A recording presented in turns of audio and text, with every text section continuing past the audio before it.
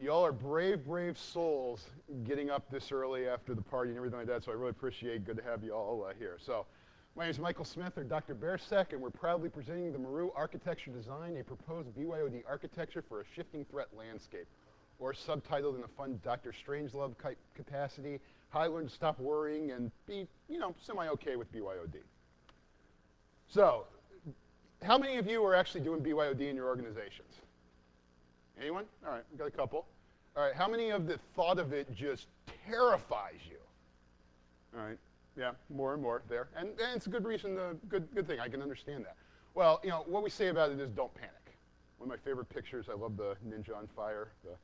That's pretty much me in pen testing, just running around with the head on fire. So, my name is MichaelSmith. I'm a security consultant for E+, 10-year veteran of the IAT industry. Actually, now it's about 11, so need to update this. I'm a doctoral candidate at Capital College in Information Assurance, working on security intelligence analytics. My list of alphabet certifications, nothing special there. Mostly focus on security assessments and BYOD, a bunch of other crap that you may or may not have heard of or like. And if you want to follow me on Twitter, @Dr. Bearsec is my name. So you get all kinds of smart-ass remarks from me all the time on there. So today we're going to talk about just briefly what is BYOD. Most of you know, so I'm not going to focus on that very long. We're going to talk about BYOD and how it relates to what I call the shifting threat landscape. Most of you are going to be familiar with the concepts of that once we go over it, so no worries there. Why BYOD, why I think it's here to stay, the benefits and challenges, and then we're going to look at some implementation examples, kind of in the general architecture of how it's done today, and then look at the Maru architecture design. The Maru design is kind of a hybrid design of those principles. We talk about minimal trust security and the minimal trust logical security layers that are built into the design, and then areas of improvement, future work, and then any questions that we might have. So BYOD, we all know, is bring your own device. It's use your own devices. It's a growing trend. For the purposes of this talk, we're not just talking about cell phones for BYOD. We are talking about laptops and cell phones. Any kind of consumer device that your users might want to bring into their network, whether it be their MacBook, whether it be their HP laptop, their Chromebook, their smartphone, their tablet, their who's-its, their what's-its, their gidgets and gadgets. So the shifting, wow, say that 3 times fast. Shifting threat landscape.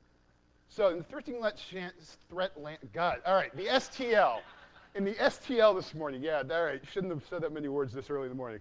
It's a matter of when, and by that what I mean is it's a matter of when you will be hacked. Anyone in here think that their network is completely hack-proof?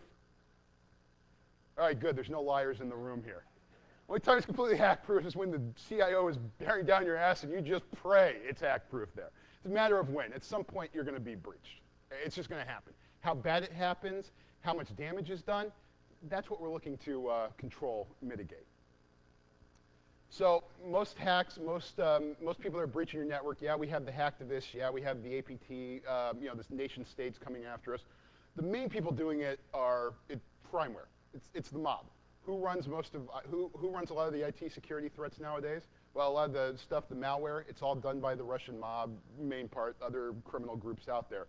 Their goal, their business is data theft. They want to get in there, they want to steal the social security numbers, they want to steal the credit card numbers, date of birth, the PII, any bit of information that they can go sell. I've seen ads out there in the deep darker regions of the internet. Hey, buy a $5,000 credit limit credit card number for $300, $400 bucks. Hey, black market sale, people are buying them. They make a lot of money because business is good. We all know trying to catch a lot of these people is not super easy. A lot of times the way people get caught in these attacks literally is because they can't keep their mouths shut. So, the people that shut up, the people that are good about it, they have a pretty good success rate about not getting caught. That's why they keep doing it. Business is good. Plus, add in the fact that people are overseas jurisdictions and you run with all that crap, and it's really, makes it a lot more difficult. So, as we all know in this room, the weakest link is people, right? If I'm going after you, I can either try to, your brand new patch, really built up perimeter, I can try to fuzz you, look for O-days, that kind of stuff.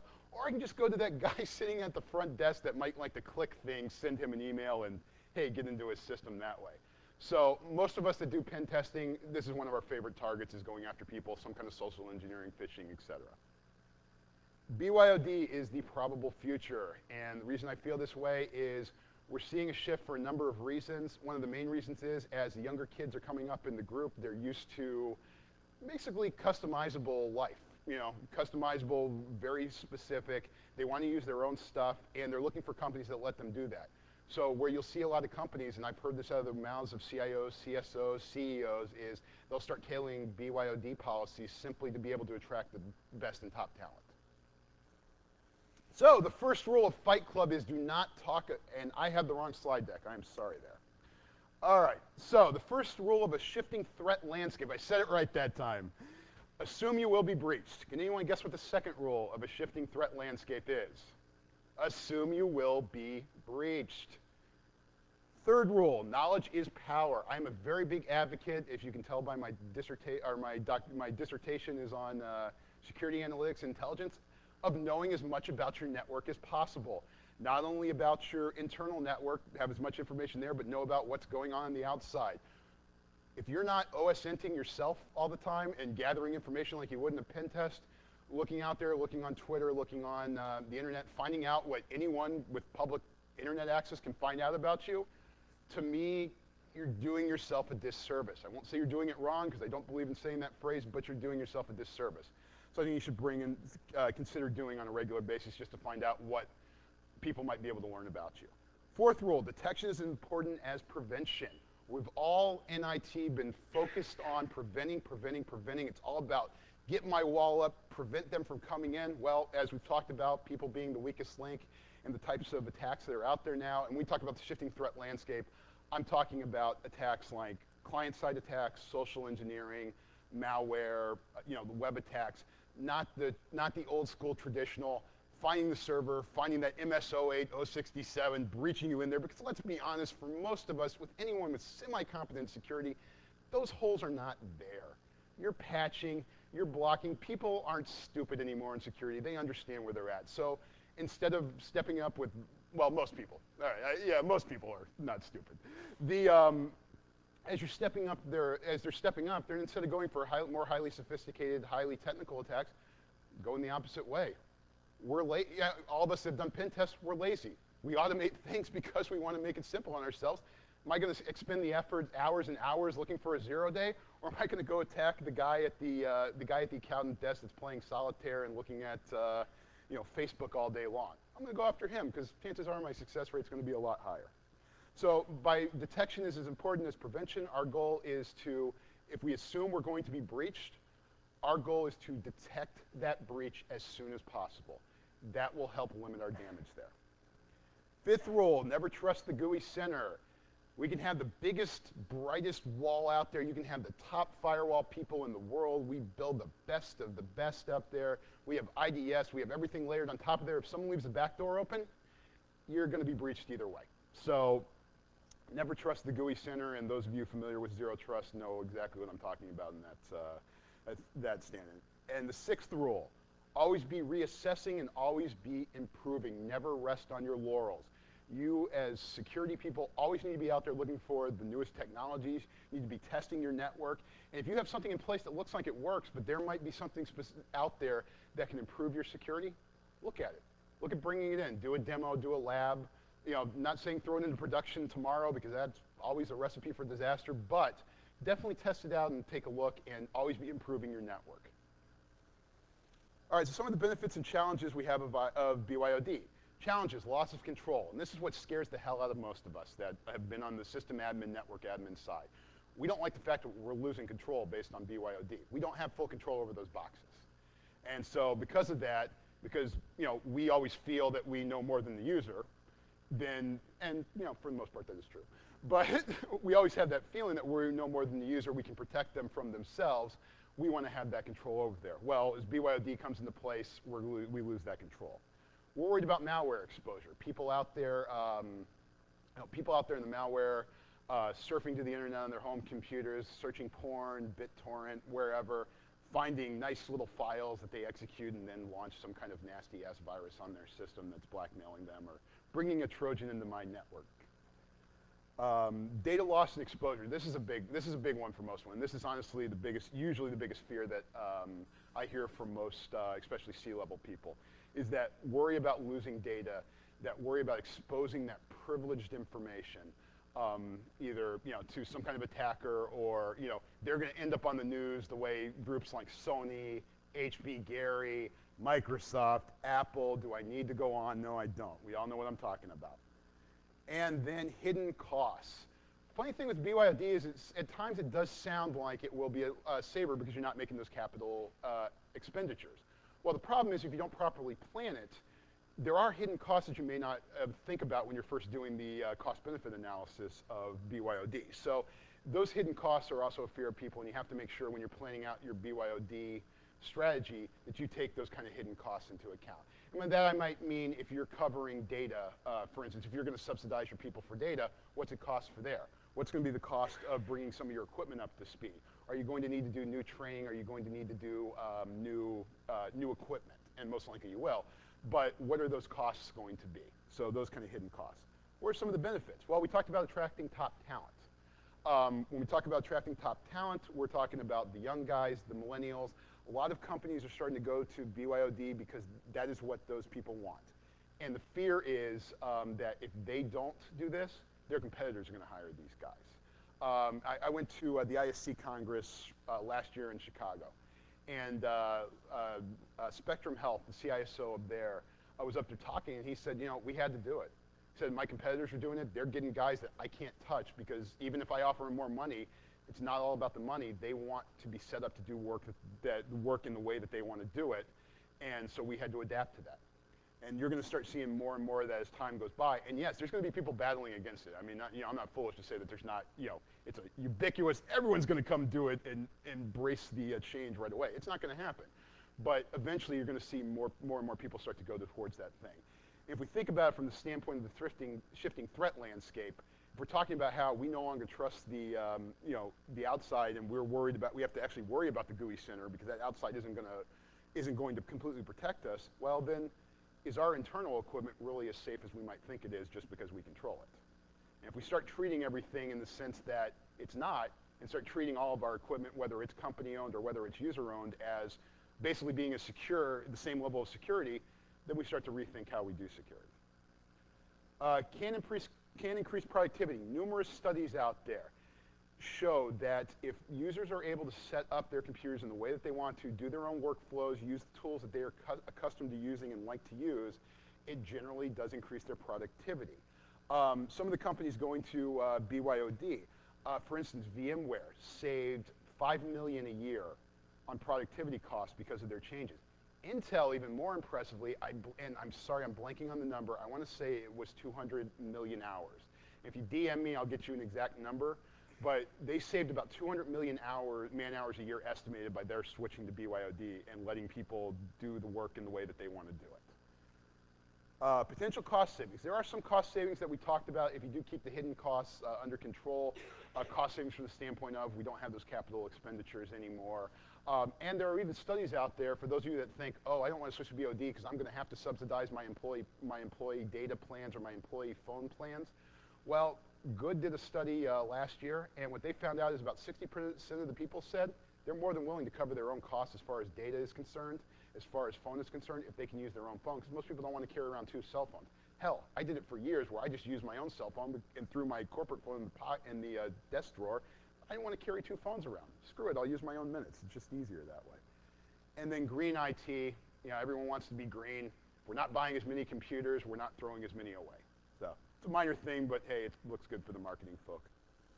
So adoption views, BYOD in the enterprise. These are some of the companies that have BYOD in their enterprise. EA, Dell, Spectrum, Intel, Cisco, VMware, E+ where I work. Have it to some extent, whether it's just phone or phone and laptop, they offer it to some extent. And there's numerous other companies. These are just some of the big ones, plus my own shameless plug for my company. Plus, it makes them feel good about covering the cost of my trip. So, 59% of companies feel that they are at a competitive disadvantage without BYOD. This was in the recent Dell Vanson Bourne survey. In 5 years, BYOD will be ubiquitous. That's Dr. Cinzhi Wang from Forrester. If you ever have the chance to read some of her work, outstanding on the topic of BYOD, especially BYOD and Zero Trust. So a lot of the concepts for the design are building off of her original research and ideas. So now, not everyone feels this way. BYOD isn't unavoidable by the CIO of NOAA. Which devices are best suited to allow employees to do their job? Paul Green from the Sheffield City Council feels you need to ask that question. Is BYOD necessary? Is BYOD necessary? And Nucleus Research, unlike every other research company in the world that says BYOD is growing and growing, they feel that with the arrival of Windows 8 and enterprise tablets, et cetera, that enterprise mobility will grow and BYOD will decline. I strongly disagree with that statement, as most people do, but apparently to them, Windows 8 is the savior and messiah of the internet world. And with the snickers and laughter, I see none of you feel that way as well. So these are some of the existing MDM architectures, mobile device management. We have our device-centric architecture, both corporate and user-owned devices. And basically, device-centric is we're focusing on securing the device. We want to make sure our laptop is secure. We want to make sure our phone is secure. This is as close to traditional IT, as we talk in its current form. It's where we're talking heavy focus on like the MDM solutions, your Good, your Mobile Iron, AirWatch, ZenPry, well no, Citrix Zen now, and Mass 360, all those fun things out there. You all get bombarded with the emails on a daily basis, I'm sure. It has a heavier touch of the device. You're controlling the device. You're minimizing your risk on your data by securing the endpoint. And you're using, users usually focuses on the native interface. Some of you that use MDM solutions know that it kind of just gives you a control over it. Some of them have pocketed, what's the word? Kind of, pocketed sections of it that are only for they're under the control, store the data in there, trying to keep it breached.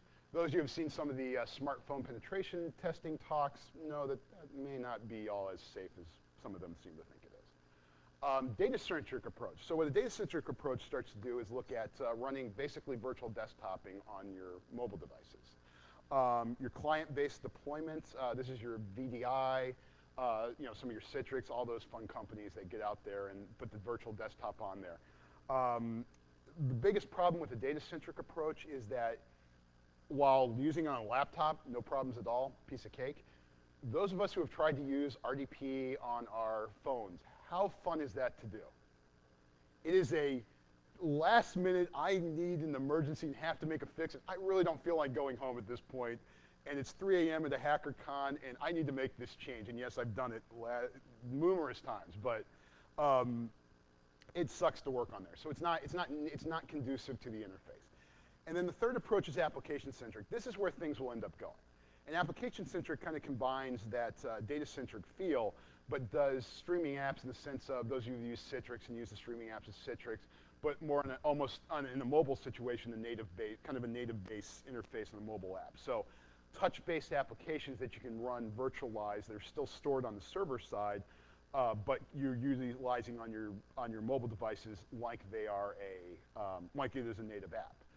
The problem with application-centric is it's a very young field. There's not a lot of people out there that have really nailed it yet.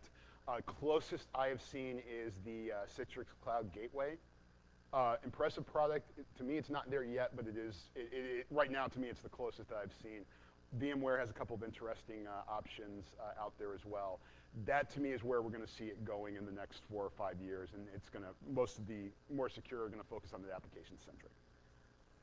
So what we're looking for with BYOD and when the Maru architecture is a combination of all those techniques.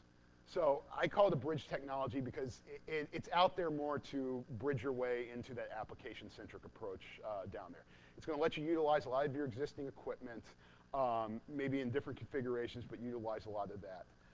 It uses elements of zero trust and also elements of defense in depth. So we're not fully throwing out defense in depth, although we kind of use it in a different capacity than what we normally would.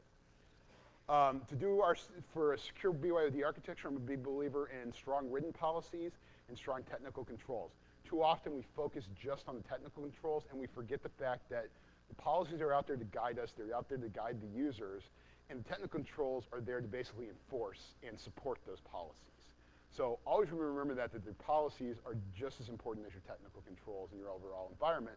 Plus lawsuits and legalities, all that stuff, you get sued, having those policies in place can be your golden ticket to safety. Now, I'm not a lawyer, so don't take that as legal advice, but from what I've heard from lawyers, including professors I've had in classes, that generally putting out that best effort, putting out and showing showing that you are doing everything possible to secure your network will help eliminate some of that liability that you may face in lawsuits.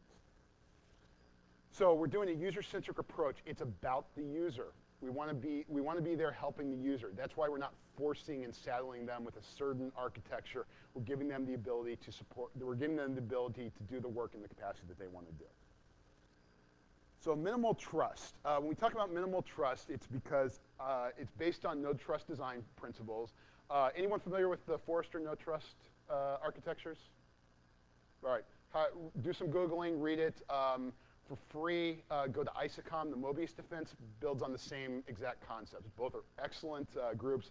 The Forrester stuff is paywalled, but there are some companies that have it out there as kind of free marketing giveaway. Put in the fake email address, download it. They are good white papers. They're excellent done white papers. Forrester just charges for their research, but there are companies that put it out there as marketing. Meanwhile, ISACOM, like everything else that they do, have it publicly. Excellent paper. So I call it minimal trust because basically no trust at this point is not ready for prime time. The concept of it basically is that every packet on your network is inspected. So you almost have a central core type switch that's literally doing firewall packet inspection on every packet that goes through and around and in and out your network. Those of you that deal with network on a regular basis can already spot where that might be a kind of a difficult thing. Where for a small network, I may have to throw provider-level equipment out there to pull this off in this day and age, and we know that that size of network is never going to be able to afford that, and the bigger guys is going to be even more difficult to do. Now, some of you, that deal in that space more than I do may have some solution ideas.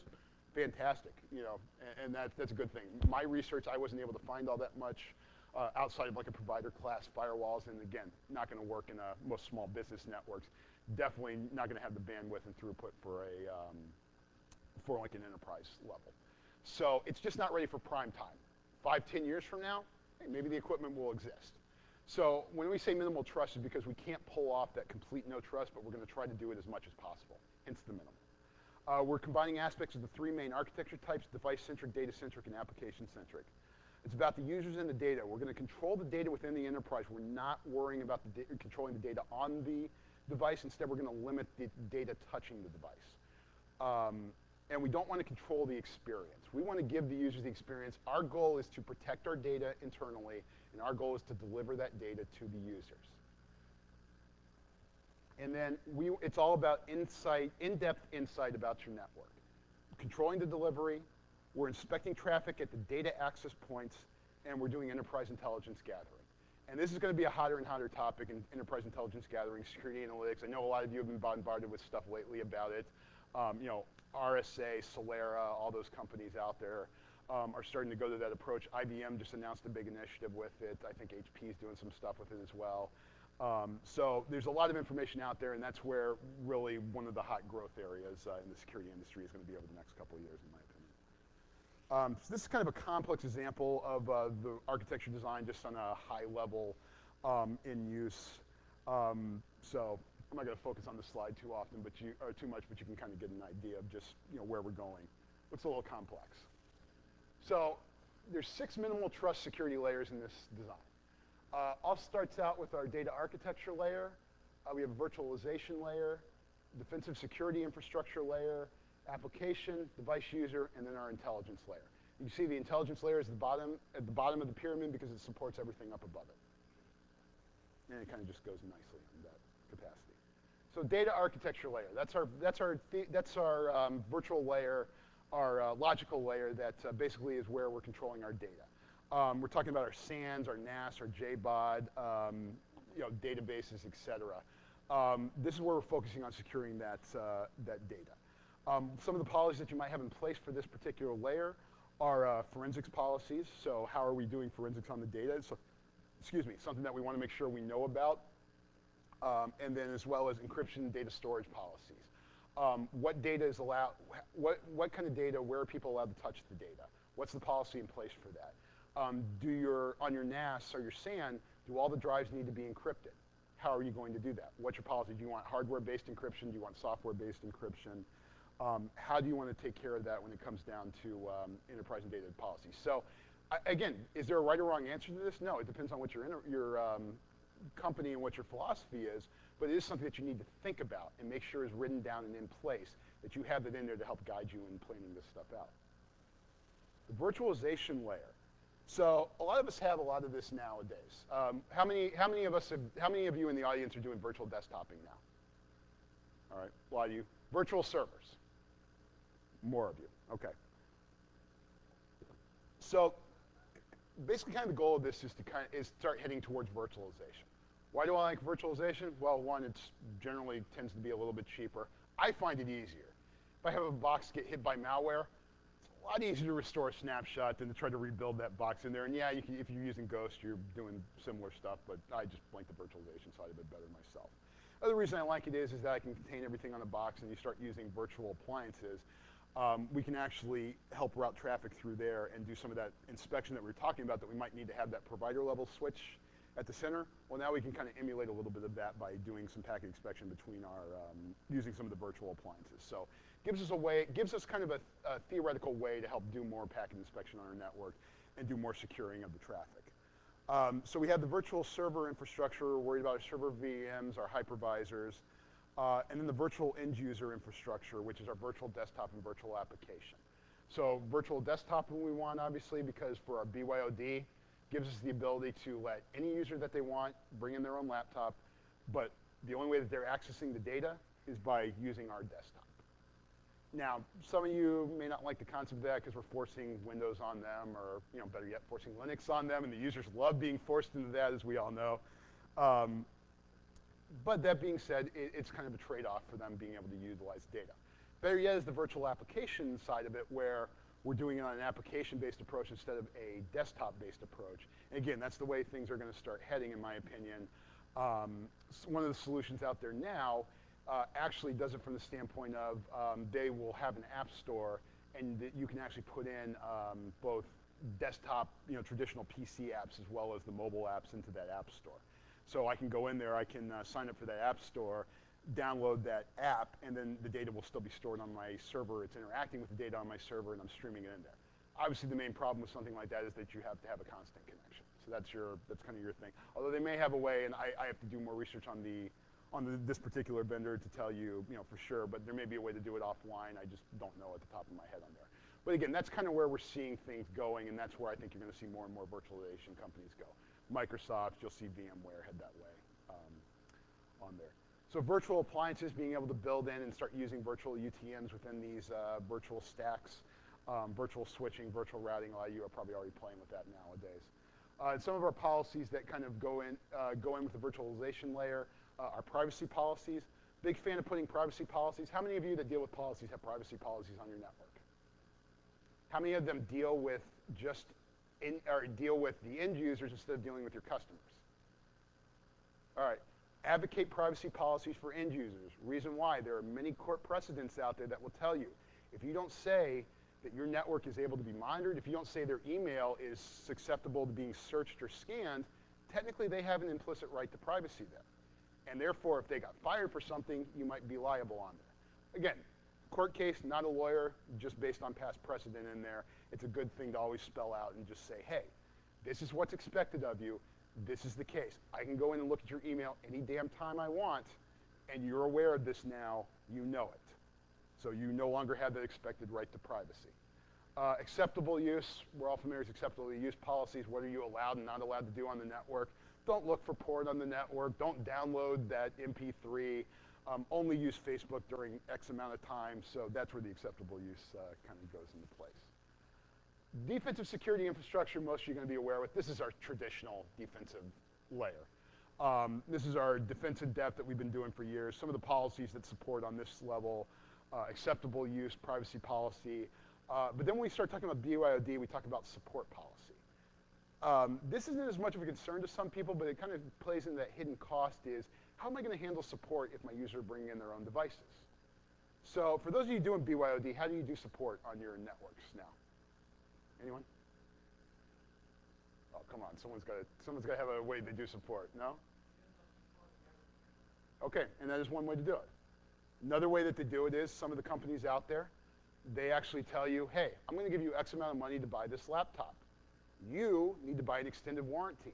For the next 3 years, anytime that laptop breaks down and it's not a company-issued application, guess where you're going to get it fixed? You're going to that vendor. That's another way to do it. Some companies do it from the standpoint of they will only give you a choice of 5 or 6 types of devices, and that's what they will support. So they might say, hey, we'll support a MacBook Pro, we'll support an HP, we'll support a Sony, blah, blah, blah. And anything outside of that purview, they don't allow on the network because they don't want to support it. So there's no right or wrong way to do it. My personal opinion is that nowadays people are at least, you get more and more people that are computer savvy, that at least to the point where they can call up to a help desk and be able to fix a lot of the stuff on their computers. I tend to go that approach. That's how I like to go. Not everyone likes that approach. There's no right or wrong answer there, but you need to define how you want to do it, and you need to stick to how you want to do it. And the big thing is get management buy-in on that, like especially senior management, because we all know how C-levels like to at times, and for those C-levels in the room, I apologize, but we all know most of you like to, sometimes circumvent those rules to get that little special privilege, pulling rank in the organization. And of course, us as the security people will go, yes, sir, how may I help you today? Because I don't want to get fired and be thrown out on my ass. So yes, so we're going to take care of you because that's what we do. And then change policies. What are acceptable changes? How do we initiate change within our organization? We have to fill out forms. Are changes only done on Wednesdays, on the full moon, when the blood sky is hanging in there? And metaphor just got thrown out the window. So change policy, though, have an idea of how you're doing changes on there. Document it, document it, document it. Make sure that your users and your admin staff know how changes are handled, and stick to that policy. And the big thing, going back to policies, if policies are violated, there needs to be repercussions for those violations.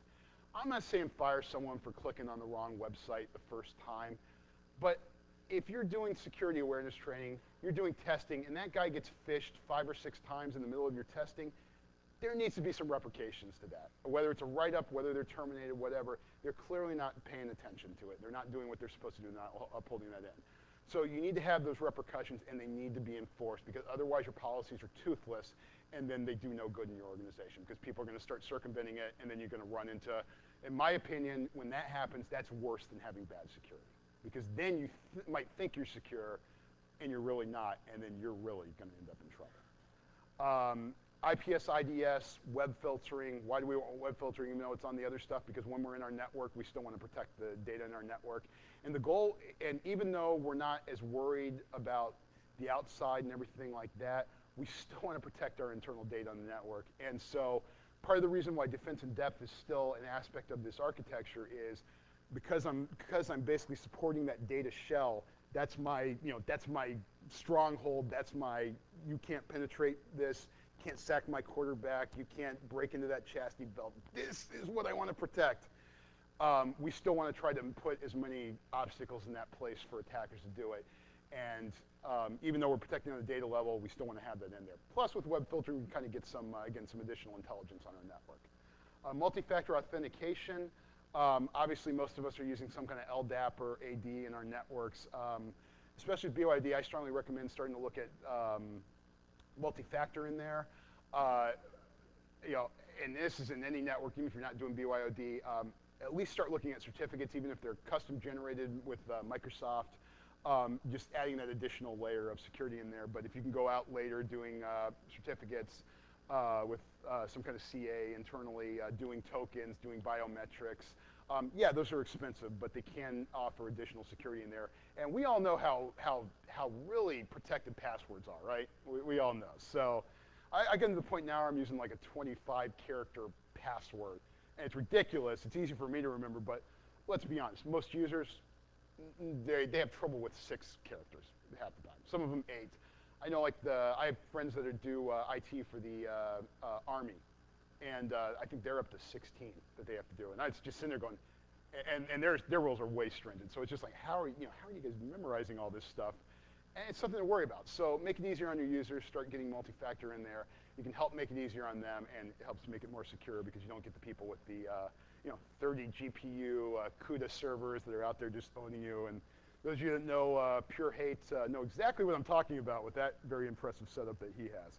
Or go watch the password cracking contest at DEF CON, and then again, watch just go jaw drop and how impressive those guys are. The border gateway devices, our routers, our firewalls. Now, how many of you actually segment your networks? All right, how many of you only segment by doing VLANs?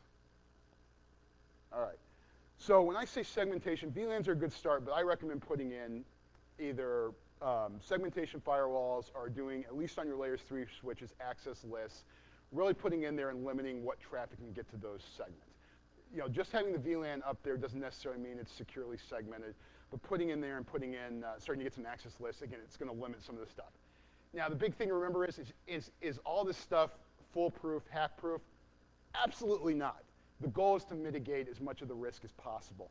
I'm not foolish enough ever to say that something is hack-proof. I think anyone that says that is pretty much asking for the gods of karma to come down and strike their network down. But the goal is to try to minimize as much as possible. The goal is out there to sit there and basically go, you know, hey, I got this script kiddie, I got this malware out there. How can I limit the effect and damage on them? So that's why we put in stuff like this. Our network switches, devices, access switches, wireless, and our anti-malware devices. When I talk about anti-malware network-based, I actually talk about 2 types. We have the stuff that sits in on the gateway. You know, this is like our iron ports. This is like our stuff that's built into UTM. It operates from an outside-in kind of perspective. It's usually very signature-based. And then I talk about the internal malware detection devices. These are things like FireAmp, FireEye that operate more on a heuristics level. There's some signature aspects of it, but they also help with those callbacks. They're a little better with O-days. I actually like combining both of them. Most networks can't afford it because it's not cheap to do. But you know, even though you have a malware gateway, it is something to take a look at and actually have both protection in there and really, you know, really help. You know, there's some overlap, but it does offer quite a bit of protection. I've seen those setups with that kind of both the gateway and the internal device, and you know, very impressive on what they can pick up between the 2 of them. Application layer. This is talking about our applications. So, administrative controls that might fall under here. We talked about privacy and acceptable use and forensics. MDM policy.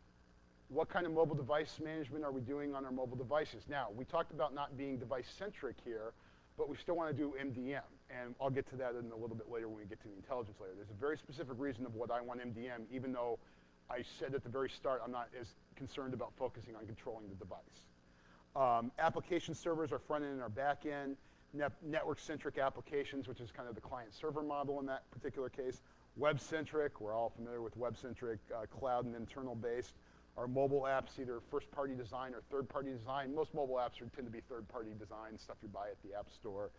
But there are companies that go out there and they do mobile development, and they make their own apps out there for their employees to utilize and work on their networks. That's something to keep in mind. And then application layer security. So doing dynamic behavior detection, basically based on the behavior of the application, setting a baseline, being able to do security, making security on the fly and detection using the abnormal baseline on the application level. And then application wrapping.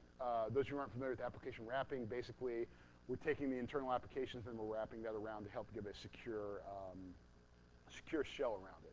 Plenty of cool software out there and technologies to do that. Doesn't quite meet the application approach that we're talking about because it can take a little bit away from the native application, but it is a great way and a great start to look at doing. The user device layer. So it's kind of talking about just how policies that, this is more of a policy layer because the devices are simply, you know, the laptops, the tablets, the phones, any device that user is going to access data on the network. That's their endpoint. That's what's going to fall in this device user category. So some of the policies in place and technology. Endpoint DLP. I'm a big fan of DLP. I know it's not the greatest technology out there. People have a lot of issues with it. That being said, it's a start, and if it helps get some of this stuff and blocks some data from going out of your network that's not supposed to me it's a good thing. You know, assuming any tool is going to help you 100% is foolish. But if it can catch some stuff, it's better than where you were before. You have to do, obviously, the cost-benefit analysis and see what are my potential losses versus what the control are. Those of you who have done risk assessments know exactly what I'm talking about. Those of you who haven't, I recommend reading about quantitative risk assessment and just kind of understand the concept. Doesn't mean you have to do it, but just understand about what annual loss expectancy is and the probabilities of an attack happening and how that falls into place. It really will help change your view on security, honestly, and the network. And you kind of get an idea of where your C levels are looking at, and you correspond with them better, and then you look like the hero sometimes. So endpoint security, we're talking anti-malware, HIPs, that kind of stuff, which we talk about there. So endpoint firewalls, encryption, et cetera. Some of the controls on there are administrative controls, so who's administering what are they allowed to control. Support policy, privacy, we talked about forensics. Forensics is a big one with device on the end user device. Company device, we're not worried about forensics. We own the device. We can look at it anytime we want. User device, though, forensics gets a little more tricky. Are your users going to be willing to turn over their computer to do a full forensic investigation, let you take a full forensic image? Some of them will, some of them won't be. I see Chris over there shaking his head, and he's right. There are users that are just going to say, screw you, it's my thing. So you need to really go out there and you need to define that policy with legal. And always, whenever implementing policies, always run them through a legal check. Make sure that it complies with the state laws, with federal laws, and if you're international laws. Otherwise, you might run into a heap of trouble.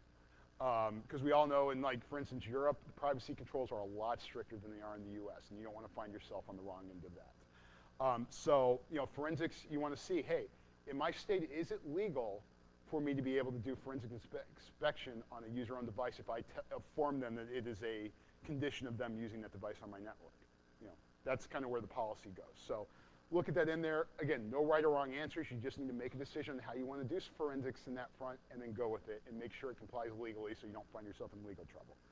Subsidy policy. Are you going to subsidize any part of your employee's purchase, any part of your employee's data? Again, no right or wrong.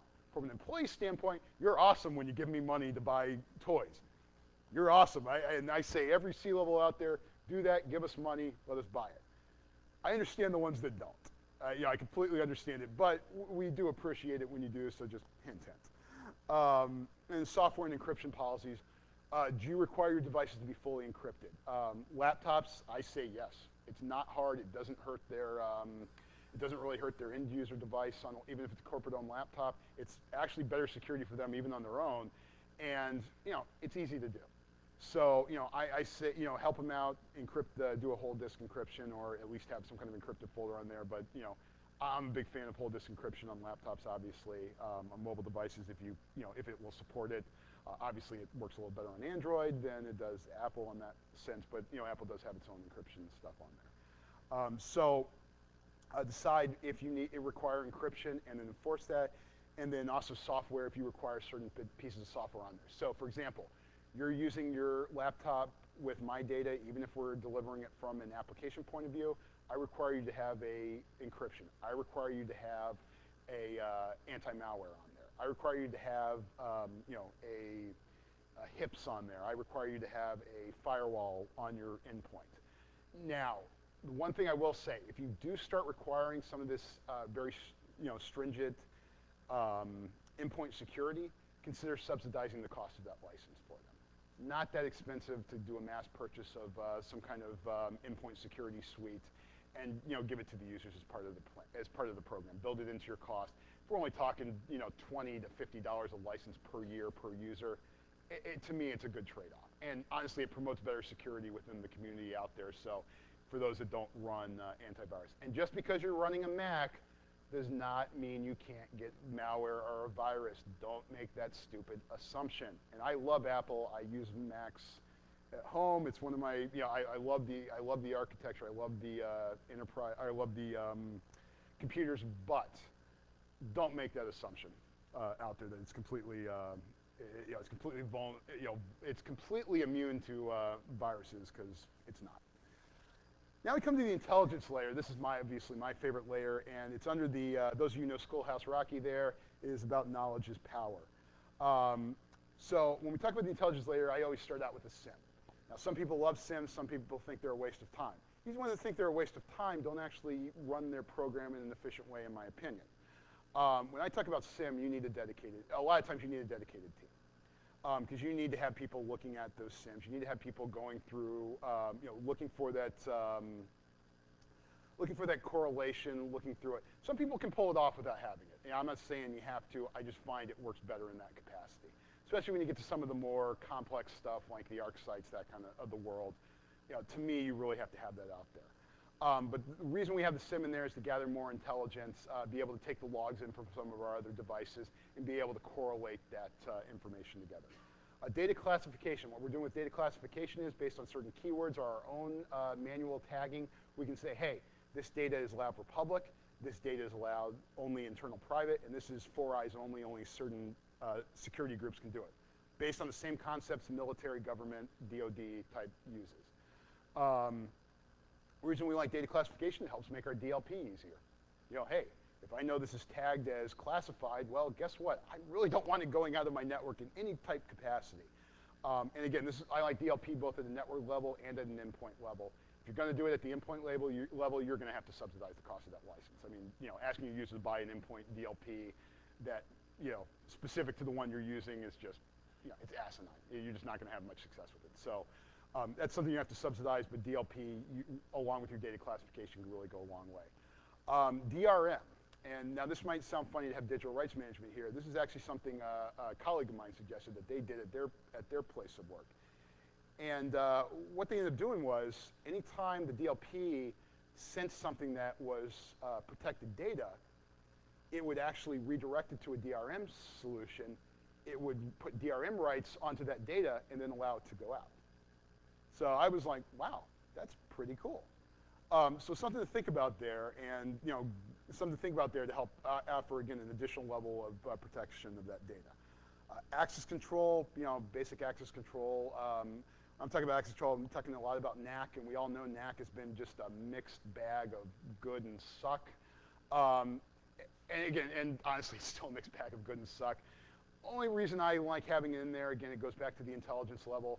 If I can profile that device plugging into my network, if I can profile even some of the devices plugging into my network, it gives me more information about my network.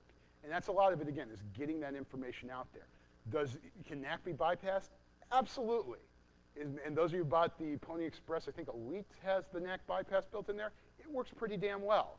So it is definitely bypassable, but again, sometimes the goal is to get a lot of the low-hanging fruit, and NAC's going to help you profile a lot of that low-hanging fruit out there. Mobile device management. So even though I said don't worry about the device, why do I have mobile device management? Well, 2 reasons.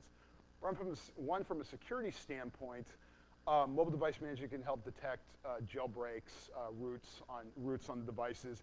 And yes, as my friend Tom over there pointed out, there is ways to bypass that MDM. But again, we're talking about the majority of users aren't going to have that skill set to do it. And he's actually put in some stuff to the mobile device people to help fix. That is true. That is true.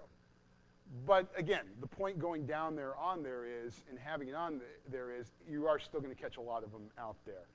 And again, if you can prevent some people, it's going to give you better protection.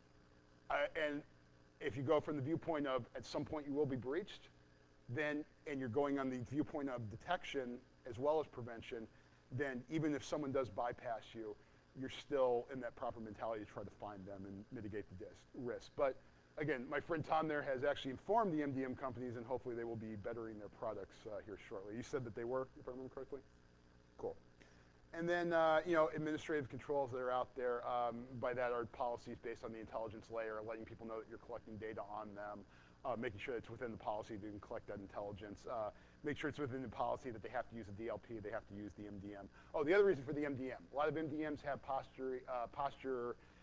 can do posture assessments or profiling on the devices. Again, more information about the devices that are connecting to your network. One of the main reasons to have them. And you could be using something free like, Mirakai. Cisco just bought them. They're a free MDM solution. Something as simple as that you can utilize. So these are some possible starting points for the technologies. Just kind of, this is like technologies to implement within the first 6 months. We have existing technologies you might already have in place. Most of you are running LDAP. Most of you have border gateway devices, network, application servers, our network-centric applications, so our client-server models. These are things most of us have in place on our enterprises or on our local networks. I mean, hell, I've worked small businesses with 50 end users and had most of this stuff into place. We also want to implement our administrative controls. Again, my goal and my philosophy is that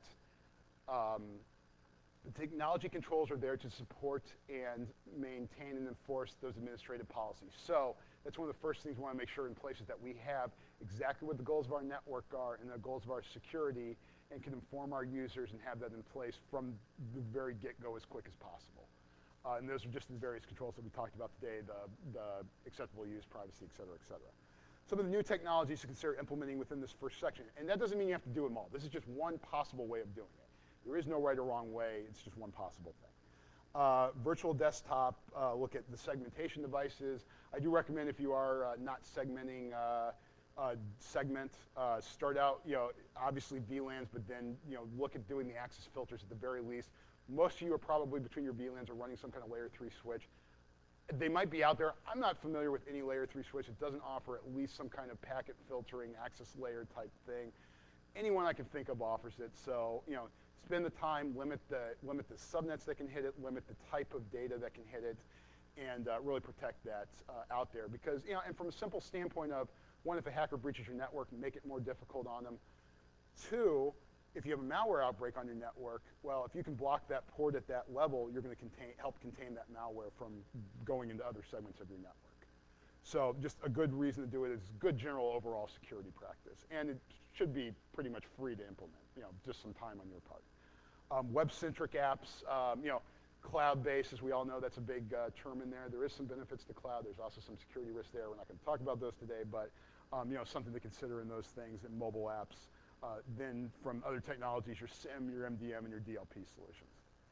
After that, in our first year to 18 months, we have our existing stuff in place. Some of the new stuff we're going to look at is more virtual servers, the virtual appliances. If we don't already have them, IPS and web filtering. And again, a lot of this stuff you see under here, you already have in place, most likely. Some of our multi-factor, our anti-malware. And then a big thing we want to do is reassess our application layer. So looking at the applications that are in place and the way that they're set up, is there a better way to do it? Can we start moving the applications away from a network-centric model to a pure application model? Is there stuff we can move out into the cloud, and are we comfortable with moving it out to the cloud? Software as a service type atmosphere, even if it's a private cloud, is that going to be better for our environment? So reassess that layer. And I can't tell you what's the best for your network. Only you can do that. I'm not that arrogant to pretend I know. But that being said, that constant reassessing, making it better, that to me is one of the goals of our job. And then implementing data classification. And finally, the journey never stops. Don't stop improving. Yes, it's a bad pun. But keep reassessing. Look at adding new application layers, security, access control, DRM, multi-factor. Observe new offerings. And look at industry shifts. A good example is the security analytics I talked about. We're starting to see it in its infancy come out in consumer on a corporate commercial base. And you're going to start seeing it grow more and more over the next 5 to 10 years.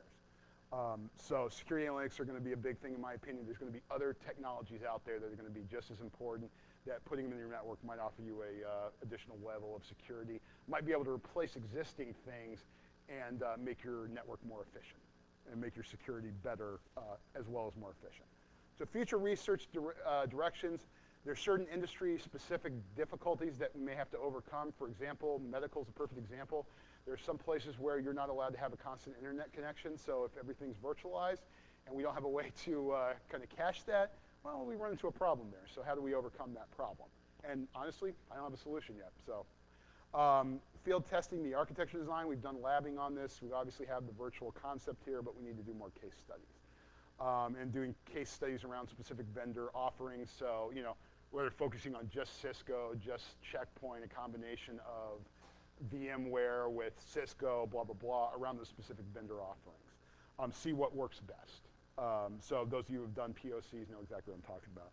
And case studies in specific verticals. So healthcare industry, government, et cetera. Where does it work? Where does it not? So big thing I want to leave today is this.